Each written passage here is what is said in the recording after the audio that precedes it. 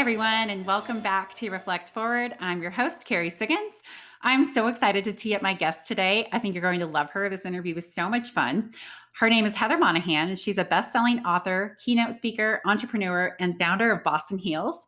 Heather successfully climbed the corporate ladder for nearly 20 years, and she's one of the few women to break the glass ceiling and claim her spot in the C-suite as a chief revenue officer for a major media company. After she was named Chief Revenue Officer, she was promptly fired. Heather tells her story in this podcast. She talks about how it changed her life, how it inspired her to become an entrepreneur, and how she grew her confidence to believe in herself. In fact, she even wrote a book called Confidence Creator, which shot to #1 on Amazon's business biographies and business motivations in the first week it debuted. She is a confidence expert and works with Fortune 500 companies. She works with professional sports teams. She works with individuals. She has a new mentorship and executive coaching plan, all centered around helping people develop the confidence that they need to take their success to the next level. I started listening to Heather's podcast a couple of years ago, and about a year ago now. And I knew I wanted to have her on this show once I created Reflect Forward. She's a lot of fun. We have a lot in common, and I hope you enjoy it. So hang tight. I'll be right back, and I'll introduce you to Heather.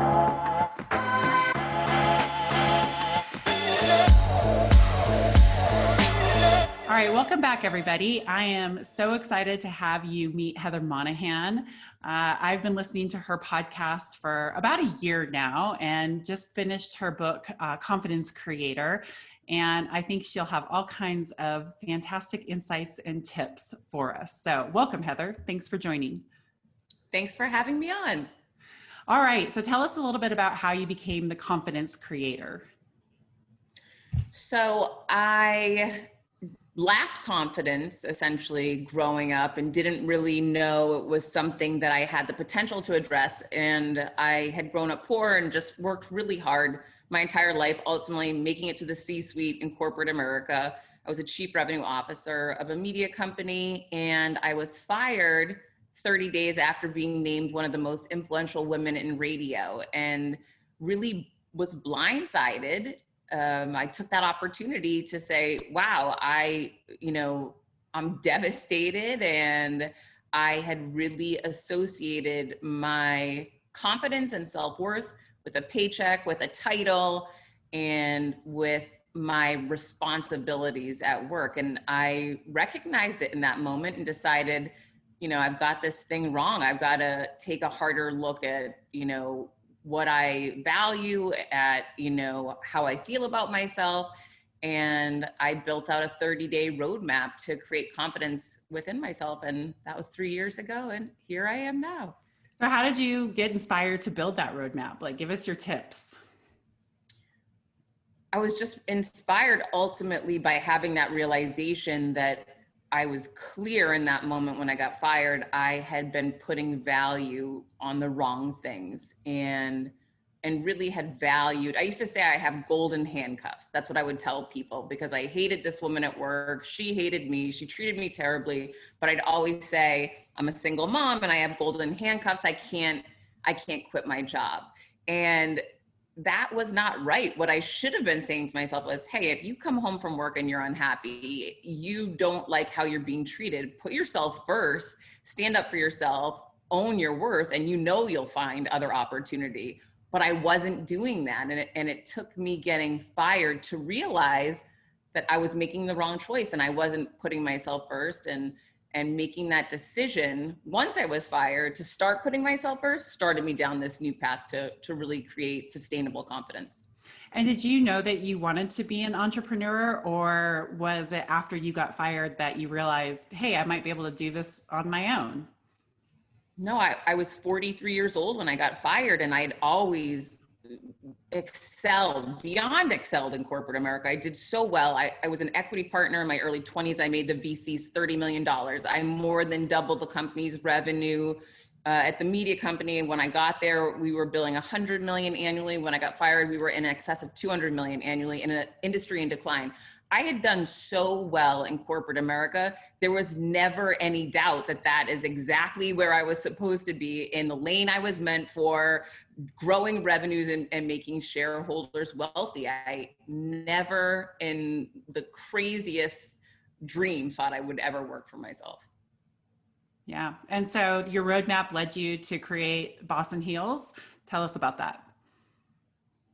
No, a year before I got fired, I started having these moments of self-reflection where I would say, you know, it doesn't make sense that I'm not sharing my story with other people. I want people to know that whether you're a guy with purple hair or you're a woman with blonde hair, you have that equal opportunity to succeed and make it to the C-suite. When I was young, my first year out of school, I worked for the Gallo Winery, and every quote unquote boss was a white man in his 50s wearing a blue pantsuit. That's who he was. And when you see that as who a boss is, you begin to think that that's the only person that can be the boss. But what I learned through making a tremendous amount of mistakes and doing a lot of things right was that I actually was the boss. I was the most qualified for the job. I was the quote unquote boss in heels. And it didn't matter that I didn't have the blue pantsuit or that I wasn't in my 50s or that I wasn't a guy. It was about my deliverables, my leadership, my vision, and my abilities. And I wanted to share that message with other people that might have been under that same disillusion that I was, that, oh, you know, it's only for guys, it's only for white guys. And I wanted to share that message with the world that no, you can rock who you are and be the boss. You don't have to go ahead with this, you know, approved boss concept. And so that was where hashtag Boss and Heels came from. And that was a year before I was fired. I was ultimately fired for launching this. The company was extremely uncomfortable with me taking my social media profiles public, with me talking and sharing my stories around the hashtag Boss and Heels, and talking about owning and rocking who you are and being the boss that you have within. And they hated it. And the GC called me and threatened me and told me I had to take everything down. And I said no. And I had begun to, in those moments, create confidence within myself, although it wasn't deliberate or intentional. But I knew I was standing up for something big, something bigger than just making shareholders money. I was standing up for myself and my voice and that younger me, or that younger guy with the purple hair that's being told he can't succeed looking the way he does. And that's what my why was. Yeah, that makes total sense to me. I was a CEO at the young age of 29 in a very male-driven industry. And I remember walking into the VP of one of our biggest clients' offices and him telling me that there was absolutely no way that I was going to succeed at this. And he didn't know why I was hired for this position. And it was the hardest thing to deal with, because I was like, what do I even say right now in this moment? And I said, well, you know, I appreciate your support and I'm going to prove you wrong.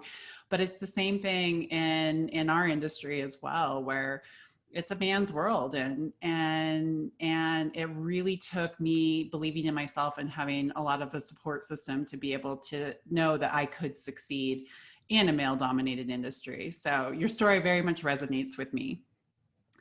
So tell me, what did your playbook lead you to do? So you get fired, you put together your 30-day playbook. Tell us what happens next. I literally drew out a grid on a piece of paper. It's actually in front of me still. I keep it on my desk so I can be reminded of it. And the goal was, I knew if I focused on gratitude, that would start bringing more good things to me. So that was my number one first step, was focus every morning on gratitude. And I did it with my son every day when I used to take him to school. This is pre-pandemic, 3 years ago. And we would say, okay, what are you grateful for today? And so that was my number one, very simple focus step anyone can take that absolutely will bring positive thoughts to you, positive opportunities. The other thing I did was I fired my villain the day that woman thought she fired me. I actually fired the most toxic person in my life from my life. And when you get rid of negative people from your life, you allow positive people and positive opportunity to come in. And I will tell you, it came in like crazy. And I didn't realize strategically that that's what I had done. But my son always says, I love that that lady thought she got to fire you that day, but you actually fired her. And I said, yeah, you're right. That's exactly what happened. It was a great trick that mommy pulled off, but it worked, right? That getting that woman out of my life was the real key for me, because I didn't any longer have someone who was always talking negative to me, always looking at me with this disapproving look, these really passive aggressive attacks that, like Chinese water torture, after a while, it really starts chipping away at you, right? And now that was gone. It was removed from my life. So slowly I stopped second guessing myself. Slowly I started listening to my intuition, started taking these steps to believe back in me and start owning my voice and standing up taller, because I didn't have someone constantly chipping away at me. So that was really critical. Another thing is I would take action steps every day, and I would write down the action steps that I would take. I'd also write down what I didn't know was going to happen that happened that day. Meaning, on day 2, I decided no one's calling me. No one knows I got fired. This lady's trying to hide it. There should be a press release out about this. I was a C-suite executive at a company for 14 years, fired for no reason. Something's not right. So I put a post up on LinkedIn, and I just said, I have just been fired. After 14 years of continuous advancement, this really hurts. If I've ever done anything to help you, I'd love to hear from you today. And that post went viral. And so what I did was I was vulnerable and I owned my truth, and I put getting fired to work for me, where most people feel ashamed of being fired. And I felt that way for sure. I was super embarrassed the day that it happened. I felt bad about myself. But one thing I've learned over the years is when you shine a light on shame, you claim it instead of letting it claim you. And I flipped the script on shame and I put it to work for me. And everyone in the world was reaching out to me that day. And Froggy from the Elvis Duran show tweeted at me, hey, Heather, I've been following you. If there's ever anything I can do to help you, please let me know. And I tweeted right back, great, get me on the show. And he did. And so I flew to New York and went on the Elvis Duran show, had no idea what I was getting into. I was scared to death. And halfway through the interview, he said, obviously you're writing a book. And I said, obviously, but I wasn't writing a book. But he transferred his confidence in me to me in that moment. And I got on the plane and I Googled, how do you write a book? And it's basically, you just have to, commit X amount of hours a day to doing it. And it's funny because I just mentioned to you, I'm finishing my second book right now. So later today, I have to sit down and type and finish my book. So, but back then I didn't know anyone can write a book, and it's not that hard. And people try like anything to tell you, oh, it's a daunting task to write a book. BS, it was so not hard. And for me, I never thought I was an intellectual, or I wasn't an English major. So I thought maybe I'm not even allowed to write a book, And so I started Googling and learning more and more, and started realizing a lot of jackballs have books out there. Well, I can do one too. And so I just said, I'm going to do it. And then I found an editor, and he was light years ahead of me, and he helped me speed up the process. And then I found a self-publishing company, and they helped me speed up the process. And the next thing you know, I had a book. That's awesome. I know so many leaders who want to write a book, me included. I've been writing blogs for 6 years, so I have a ton of content, but it is overwhelming. You have a book, no. You have a book right there. Like literally stitch that together and put that out as your first book. And at least then you got something. Yeah, no, I hear you. I just need to do it but it does feel a little bit overwhelming. Like, how do I go self-publish? So that's very inspiring that you put it together that fast. How long did it take you from the time that you walked off of that show until you published your book? So that was September 2017. And I finished the book before Christmas. So it was only a few, maybe 3 months, 2.5, 3 months.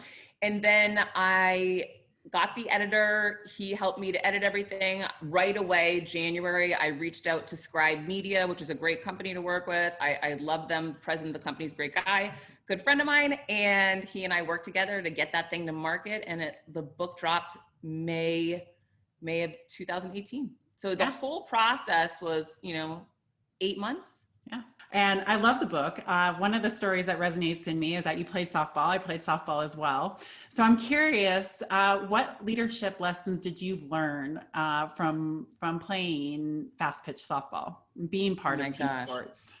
So I learned so much. I hate right now that kids aren't being able to play sports, my son specifically, because it's such a wonderful time in life to be a part of a team, right? So it's to recognize that you're not alone. While your contributions are critical to success overall, it isn't just about you. And no team sport, you can't win just because you're the greatest pitcher in the world. Somebody has to field the ball behind you, right? Yep. So realizing as a leader, it's not about you, but instead it's about the strength of all of us together, and learning that, when I was younger, maybe I would be threatened by somebody else that they were better. But now when you're on a team with them, it's exciting to be with someone that's better than you because you need to up your game, right? So I began to view competition differently as a way of, I was motivated by being around better people and wanting to get to the next level, wanting to make the All-Stars. And then once you get to the All-Stars, push yourself so that you warrant being on that team and that you can be there to support those people and join in with them. All of those experiences really helped me in my future in business. Yeah, nope, I totally agree with you. And so now that you're running your own empire, have your views on leadership changed? No, not at all. I guess what's different for me being an entrepreneur versus being a leader in corporate America is, and I was wrong, but this is how I used to view it. Corporate America is very well lit. You can see once you're VP of sales, the next move is EVP. And then from EVP, it was CRO. And then from CRO, my next move was CEO. And if I couldn't do it at that organization, I could go to another one within the same. Everything was just so well lit to me. I knew exactly where to go and what to do next. Now that I'm in this entrepreneurial world, which I have zero experience in, I have 3 years in right now, it's not well lit. It's dark. And I never know. How do you know to write the book? Or how do you know to launch the podcast? And how do you know if you should do this brand partnership? And how do you know that you should be a speaker? I don't know any of these things. So the only way I know is by testing it, by going to market and just taking that chance, rolling the dice on me and seeing what sticks and what doesn't. And that's been the biggest challenge.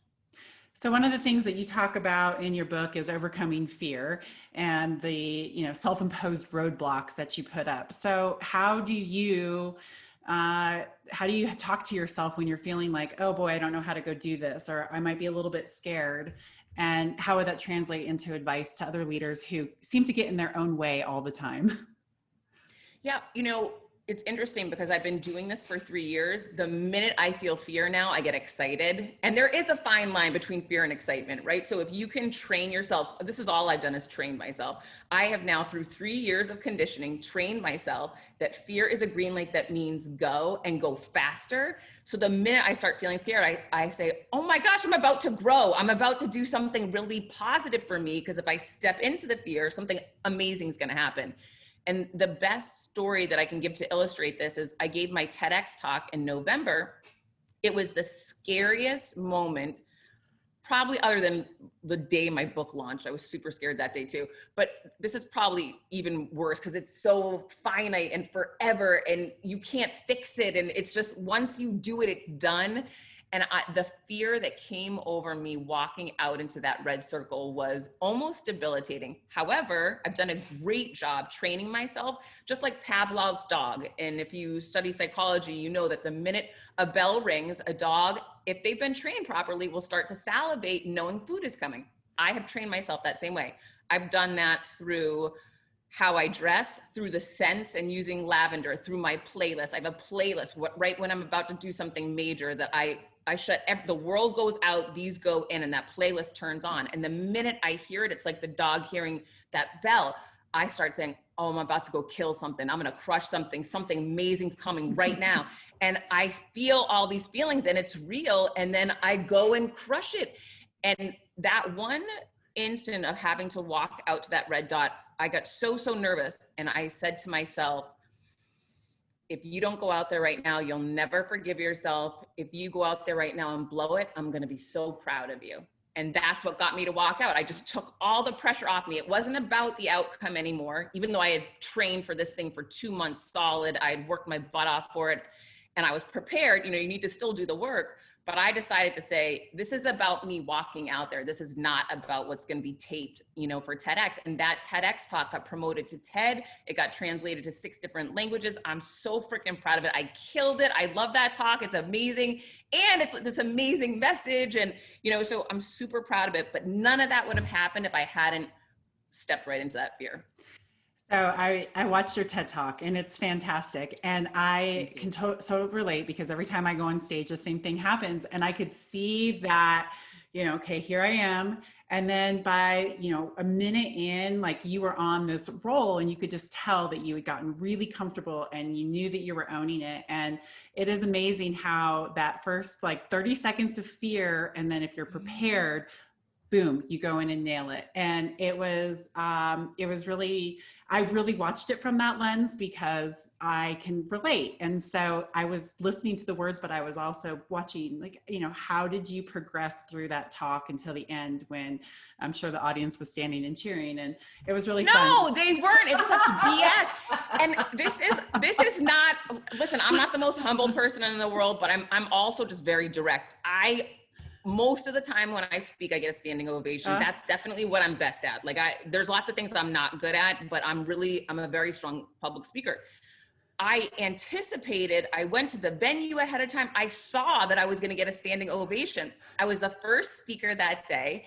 And at the end, I was all smiles. I was so excited because I was so proud of myself. And then I was ready and no one stood up. And I was like, what the hell is going on? I'm like, wait a minute, am I tricky? Did I just blow it? I thought I just did a great job. And I was so pissed when I got off the stage. I ripped that microphone off and they were like, Heather, calm down. I'm like, no one stood up. What's going on? It's upsetting. So do they stand up in TED Talks or does nobody get a standing ovation?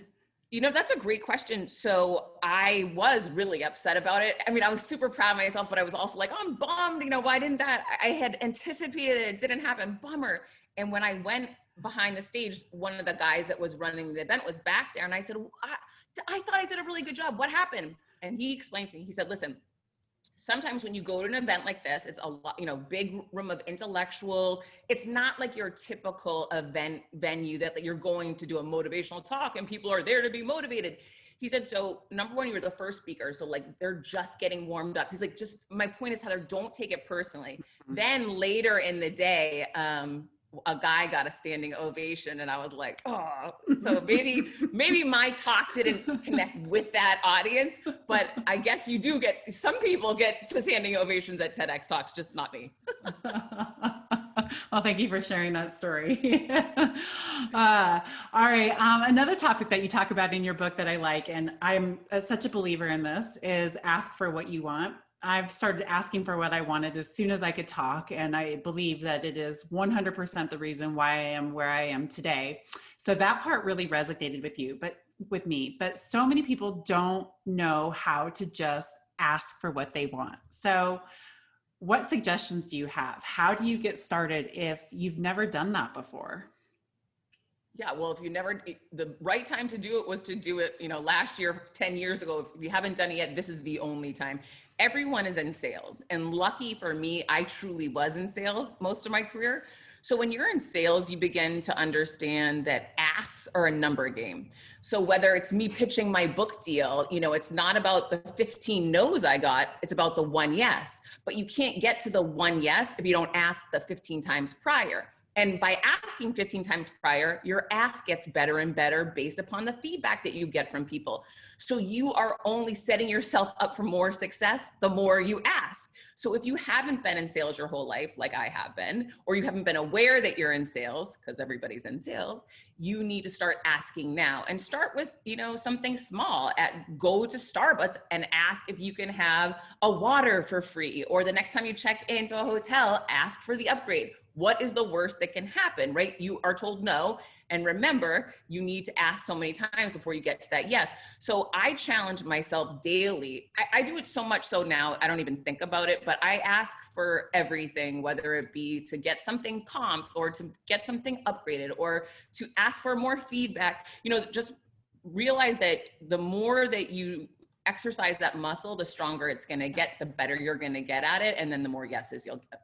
I love that. I think in one of your podcasts with a friend of yours, I can't remember who it was, but you talked about that where he was intimidated for going up there and just asking. But if you exude that confidence, like I belong here, even if you don't feel that inside, it's amazing what you can ask for and how people will connect with you, and your smile and you're nice, and just practice asking and you'll be surprised. You'll get yeses more often than you think. That's so funny.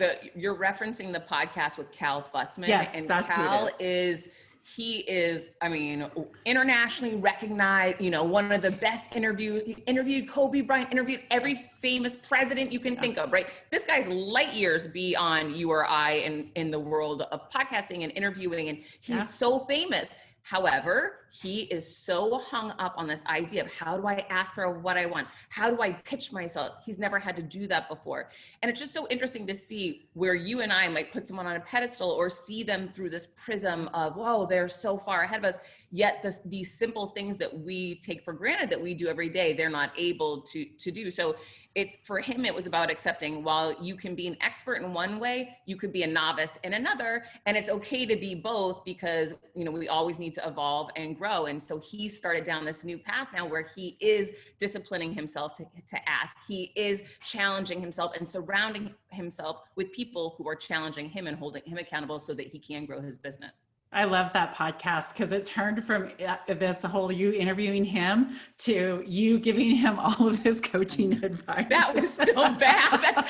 I was supposed to be interviewing him. Instead, I start yelling at him about that he's not, promoting his business. It was awesome. It was really good. I totally enjoyed it. And he was like, more. I know I just need to do this. I don't know why I can't. Well, I liked it a lot. All right, let's talk about pivoting. I think every leader today has had to pivot. Every entrepreneur has had to pivot due to COVID. And walk us through your process of how you pivoted your business from being on stage and at live events to what you're doing now. Yeah, it wasn't easy, that's for sure. My speaking business really exploded in Q4 of 19. I interviewed Sarah Blakely live on stage at a huge conference in Boston. I gave my TEDx talk. All these things were happening. And like anything, there's always a tipping point when, you can see, oh, it's like, it's starting to click. Oh, and I was clicking in Q4. And so Q1, I was getting booked left and right for live event speaking engagements, and the money is amazing in that business. And so I was really doing well. It was my number one primary revenue driver. And I'll never forget, it was like March 6th, I gave my last live speech. I got my check from my agency, and then all of a sudden we were put on lockdown. So I jumped on my Peloton bike because I do my best thinking, creative thinking when I'm working out, and I couldn't leave my house. So I went on the Peloton, and it came to me right away, Heather, go look for the DMs, see what people have been asking you for that you weren't able to deliver because you were traveling too much for speaking. So I came right to my computer, I jumped off the bike, I went to my DMs and my social media, and within 15 minutes, it was crystal clear. People ask me all the time, do you mentor people? Do you do any consulting? Do you do business coaching? So I just said, okay, I need to take action. I went and put a post up on LinkedIn. I said, you asked, I've answered. You've been waiting for me to launch my executive coaching program, and today is the day. P.S. I never hired a business coach. I've never worked with an executive. I don't know. I don't even know how much. It was just like when I got into speaking, I had no idea. I'm like, all right, I'll just go do it. If I fail, I fail, and it'll pivot me somewhere else, right? But not taking action is not the answer. And so that post sold out my first month executive coaching program. I offered 100% money back guarantee because I didn't know what I was doing. And so I thought that'll be fair. I knew I needed to leverage testimonials and reviews and recommendations in order to grow the business. So I just was committed to having that happen. And I did that in the first month. I learned a lot. I was offering way too much value for too little dollar amount, so I've grown that and evolved that business. However, during this time, I started getting booked for virtual speeches. And I thought, oh my gosh, I'm good on site, but can I translate through a computer? And I didn't know the answer. So the first one that I got booked for, I said, I will offer you 100% money back guarantee. I don't know how it's going to go. I'll bring the best that I can, but I'm literally sitting in front of freaking Zoom. Just, I don't know if it's going to work. And it went great. And so then I leveraged that testimonial on social media to grow my business. And then each one, I would collect testimonials, reviews, and recommendations along the way. And now I just got hired by the event planner expo to keynote alongside Damon John for a huge conference that's virtual. It was supposed to happen in New York, but now it's happening on your computer. And so this is my first really major, huge, and then I was named, it was so random, Real Leaders named me the top 25 female keynote speakers in 2020. And it's, the funny thing is, it's all about this virtual world that 6 months ago I knew nothing about. Yeah. So as you're looking at these speaking events, do you think that you'll be able to still manage your executive coaching program? What do you think that's going to look like in the future? You know, one thing I've learned is you can't, when I was younger, I'd always say, in 5 years, I'm going to be here. In 10 years, I'm going to be here. And this is, you know, and now here I am at 46 sitting, you know, at my kitchen table on Zoom. You can't project that. It's impossible. And people keep asking me that, can I book a year-long contract with you as my business coach? And I say, no, I'm not taking long-term commitments in regards. I'm not going to lie to people. My passion is speaking. I love doing the live events. You know, that's my thing. I really get so excited about it. Doesn't mean I don't like doing executive coaching. However, I'm allowing myself the flexibility to evolve as the world evolves, as this pandemic evolves. And currently we just don't know what that looks like yet. Yeah, no, I understand that. So going from leading and speaking to coaching is really hard. I try to be a coach with my employees as best as I can. And it's so hard because I just want to tell them what to do. It's like crystal clear, but you need to help them get there on their own. What has been the biggest lesson that you've learned as you've started this executive coaching program with helping people, you know, follow their dreams and create more success? It's so interesting. In many ways, it's like being a psychologist, I've found. And, you know, I had thousands of employees on my team back in corporate America. So I mentored and coached hundreds of people, you know, across my career, if not 1,000 people. So I had a lot of experience doing it. I just didn't realize that's what this was, right? Because I just figured it was different. It's exactly the same thing. If you've led in corporate America, you can be a flipping business consultant. There's no difference. It's taking your expertise and dialing into one person instead of like you do on a stage to thousands of people. So to that point, what I found that's most interesting, I work with CEOs of gas and oil companies, CEOs of cyber security companies, I mean, all these weird and different industries I didn't know anything about. But guess what? There's one through thread that travels from industry to industry, and it's really founded in confidence. And it's so crazy to me. I work with a lot of men. Sadly, men have more money than most women, or they're willing to invest more in themselves that women are not. Very strange to me. That's like another eye-opening thing that I have realized. Men are happy to throw the money down to get better, where women won't. They'll hold that money back to, you know, spend on their family. Anyhow, so I end up having more male clients because they'll pay me. And so what surprised me was how insecure so many of them were, and how that was their primary holdback. I'll give you an example of someone who we won't name, but this person didn't realize they were insecure. None of them do, by the way. The women will recognize it, the men don't. Yep. And I don't lead with that, obviously, because you need to establish trust and you need to understand what motivates someone, what drives them, because then they'll empty their glass to you. And the minute they empty their glass, that's when you can really help them. And so it typically takes up to a month to 2 months to really get someone to, you know, pour that whole glass out in front of you. Yep. And once that happened, I saw this person was not living up to his potential as a leader. And it was really rooted in his own fears of being seen, not being vulnerable, thinking he always had to have the answers. And that was his struggle. And that's what we've been able to work on together. Although I didn't hit him over the head with it at first, we slowly started digging into it. And I'm so proud of him now to have watched that evolution, that self-reflection, and really starting to step into, wow, I guess I really wasn't comfortable in who I really was. And I'm starting to be now. And that really is the evolution of confidence. Yeah, I completely agree with you. It's interesting. I'm part of YPO, Young Presidents Organization, and we just did this big retreat, and we were doing this exercise where if, you know, you've experienced something or haven't experienced something, you would step forward. And our facilitator asked the question, how many of you feel like you don't belong? And I could not believe the number of men who step forward, and how many are dealing with insecurities in what you're doing. And I could not believe, all of us were on that. And I think it's so interesting because women are so much more vulnerable about the insecurities than men are. And when, you really just see that we're all actually fighting our own inner demons, our own inner villains, it's really quite stunning. So it's interesting that you gave that example, because I just went through that same experience of like, wow, we all actually have the same insecurities. Isn't but when people for so long weren't talking about it, and I'll take this back to my example in corporate America, I was working side by side with a woman who was my peer, who hated me, who appeared perfect. She'd always have her hair done the right way, her makeup the right way, her handwriting the right way. And I'm more like, on the fly, I'm coming in and I've got this hot idea, let's take it to market. And everyone's saying, no, calm down and don't be like you, Heather, be like her. And so over time, you start thinking, it's just me that doubts myself. Like, these people are perfect. Yeah.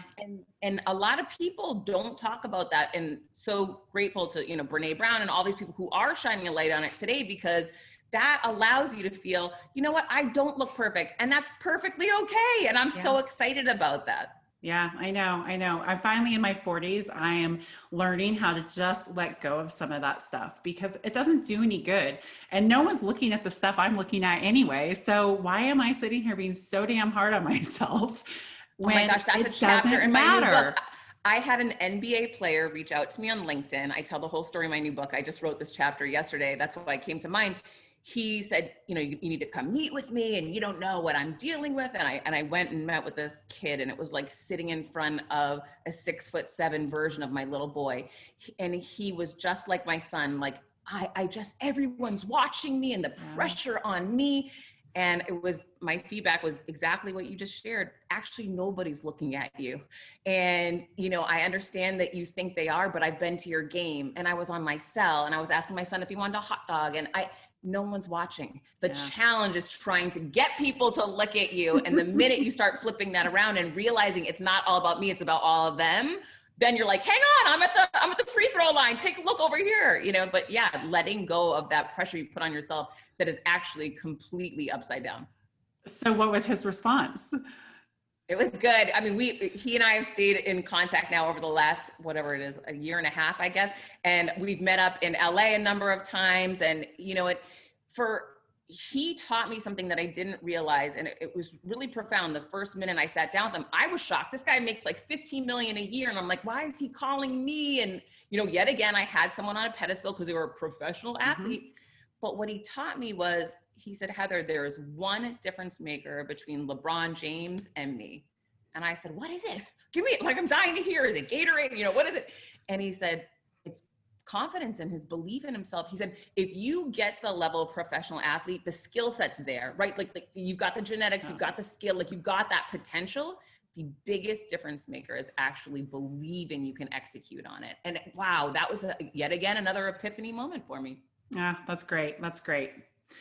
All right, well, we're going to start to wrap up. So I'd like to know, what's your best piece of advice that you want to give leaders, entrepreneurs, anyone who wants to be at the top of their game? Oh my gosh. If you're working in your business, you're never going to be able to work on your business, right? So many of us get caught up in that day-to-day grind. It happened to me for 14 freaking years. Instead of, hey, pump the brakes, and I'm worth more than this. And I'm going to come out of this hot mess for a minute to actually see what other potential is out there, to look beyond the industry you're in, look beyond the company, and look beyond that little executive team that you're in. There is more, but you have to pick your head up to start seeing it. Yeah, great advice. I tell myself that every day. Get out of the weeds. This does not matter. Don't let people suck you into it. Get a lawnmower and tear those weeds up real fast. I like that. I like that. All right. So what's your next endeavor? What's coming next for you? Yeah. So I'm finishing my book. My deadline is quickly approaching, which I'm so a kind of person that needs deadlines. So thank you, HarperCollins, for offering that for me. So I'm really excited to complete the book. I've got some big virtual speaking engagements, and praying that I start getting some on-site ones again, because I'm really looking forward to getting back in that energy of being around people again. Yeah, that's great. That's great. When did your book come out? In November 2021, you said? November 2021, Leapfrogging Villains will be hitting the New Nice. York Times bestseller list. Awesome. I'm so excited to read it. All right. And how can people find you? I'm at Heather Monahan on all social media and heathermonahan.com. Great. All right. Well, thank you so much for joining this podcast, Heather. This was a lot of fun. I hope you had as much fun talking with me as I had interviewing you. Absolutely. Thank you for having Yeah. me. All right. Hang tight. We'll be right back.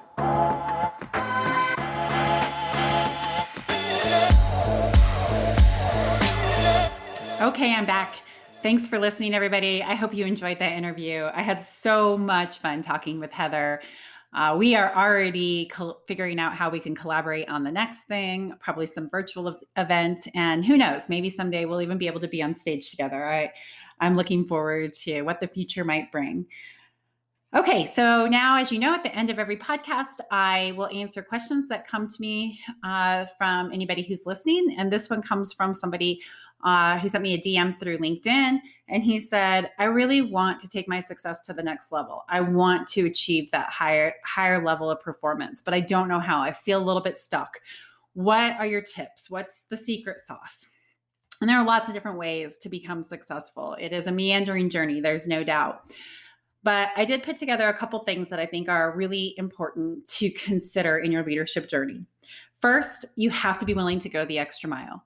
You cannot ever achieve what you want if you do not work hard. And I'm not just talking about work hard, I'm talking about working harder, doing more than the next person. It really is a little bit lonely out there in the extra mile because not a lot of people are willing to put in that kind of work and dedication and focus.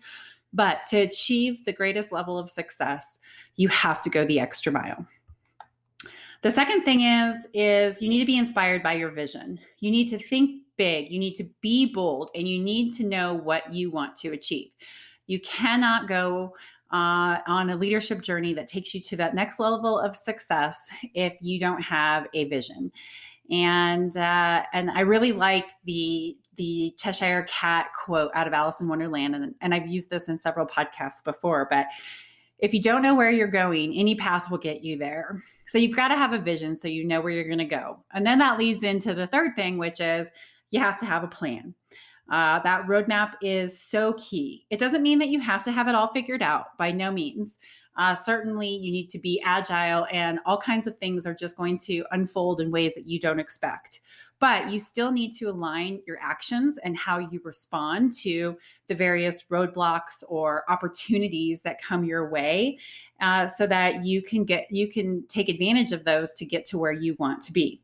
So, for example, I said, yes, I love being a CEO. I love growing companies, but I also have this other passion to help leaders find their next level of success. And I want to be a social media leadership influencer. So, what am I going to do? What actions am I going to take to get myself there? So, same thing that you have to do with the company, right? Okay, we have this vision. We know where we want to go. What's the plan? What steps are we going to take to get there? So I started the Industrial Theory podcast about a year ago. I love interviewing. My podcasts are so much fun. I think they're very helpful to the industry. And that's what sparked the idea for Reflect Forward, saying, oh, I can do this podcast thing and be able to help people tell their stories around their own leadership journeys. And so I'm putting together the roadmap that can help me be able to make a bigger impact in the world through my podcasts, through my writing, and through other endeavors to come in the future. So you got to have the vision, got to have the roadmap. Next, pay attention to the details. And I'm not talking about the weedy details, right? As Heather and I just discussed, right? You got to stay out of the weeds, but execution is in the details, and you need to understand what's going on. Paying attention to the details helps you course correct. It tells you if you're on track. It can help you pause and just reflect and say, are we on the right path? Are these actions getting us to where we want to be? Are these actions getting me to where I want to be? So you have to pay attention to details. Greatness comes from focusing on the details, fine-tuning the details. And then lastly, you have to be willing to put yourself out there. And that's a scary one, especially for a person like me, because I have a big likability factor. And I have realized that it's okay that not everybody's going to like what I do. Not everybody's going to agree with what I say. Not everybody is going to be 100% behind the decisions that I make.